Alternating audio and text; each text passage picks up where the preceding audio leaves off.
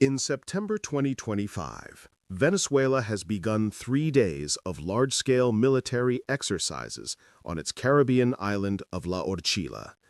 These exercises come at a time of heightened tensions with the United States, following a series of deadly confrontations at sea. In recent weeks, American forces, conducting what they describe as anti-drug operations in the region, have destroyed at least 2 Venezuelan vessels and killed a combined total of 14 people allegedly transporting drugs across the Caribbean. United Nations experts have strongly condemned these incidents, labeling them as extrajudicial executions. The deployment of U.S. warships to the waters near Venezuela has intensified fears of a possible invasion in a country already grappling with diplomatic isolation.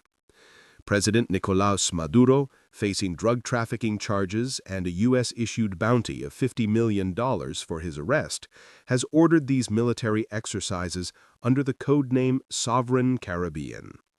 Defense Minister Vladimir Padrino Lopez stated that the drills will include air defense systems with armed drones, surveillance, and submarine drones, as well as electronic warfare actions.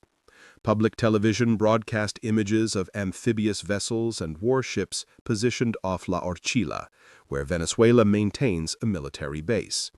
According to officials, the exercises will involve 12 ships, 22 aircraft, and 20 small boats from the Special Naval Militia. These maneuvers are taking place near the same waters where the United States recently intercepted and held a Venezuelan fishing vessel for 8 hours. The Venezuelan government has called for an investigation into a U.S. strike on one of its boats earlier this month that left 11 people dead. One of 3 vessels President Donald Trump claimed the U.S. military had knocked off without presenting further evidence. Both Maduro and senior officials, many of whom are under U.S. sanctions, insist that Venezuela remains committed to fighting narcotics. Interior Minister Diosdado Cabello claims that the country has seized more than 60 tons of drugs so far this year, the highest total since 2010. Despite U.S. assertions of irrefutable proof that those killed were drug traffickers heading for North America, the U.S. has provided little supporting evidence. Caracas continues to deny allegations that it serves as a hub for drug trafficking, while raising concerns that the conflict may spiral further amid ongoing U.S. aggression.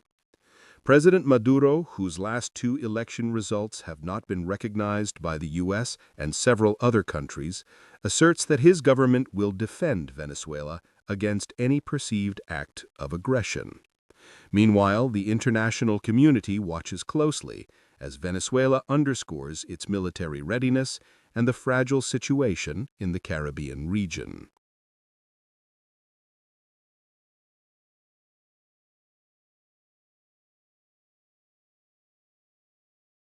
You just saw what others miss. Subscribe for global headlines and hidden truths every day. This is PulseWire News. Stay curious, stay ahead.